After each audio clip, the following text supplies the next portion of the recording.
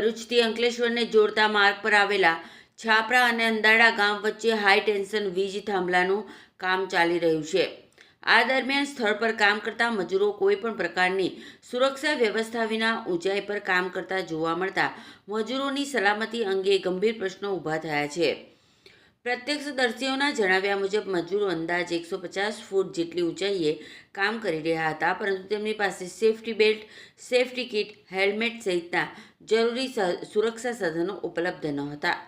જાગૃત નાગરિક દ્વારા મજૂરો સાથે કરાયેલી પૂછપરછ દરમિયાન તેમણે જણાવ્યું હતું કે તેમને કામ દરમિયાન કોઈપણ પ્રકારની સુરક્ષા સામગ્રી આપવામાં આવતી નથી. આ સમગ્ર ઘટનાએ અનેક સવાલો ઊભા કર્યા છે. શું મજૂરોના જીવના જોખમે કામ કરાવી માત્ર નફો કમાવાનો પ્રયાસ થઈ રહ્યો છે? જો કોઈ દુર્ઘટના સર્જાય તો તેની જવાબદારી કોણ લેશે?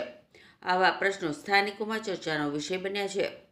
સ્થાનિક નાગરિકો અને સામાજિક આગેવાનો દ્વારા સંબંધિત વિભાગ તેમજ સ્થાનિક તંત્રને તાત્કાલિક તપાસ હાથ ધરી જવાબદારો સામે યોગ્ય કાર્યવાહી કરવાની તેમજ મજૂરોને જરૂરી સુરક્ષા સાધનો ઉપલબ્ધ કરાવવાની માંગ કરવામાં આવી છે. મજૂરોની સુરક્ષા કોઈ વિકલ્પ નહીં પરંતુ ફરજિયાત જવાબદારી છે. વિકાસના કામો સાથે માનવ જીવનની સલામતીની અવગણના ન થાય તે માટે તંત્રે કડક વલણ અપનાવવું જરૂરી બન્યું છે.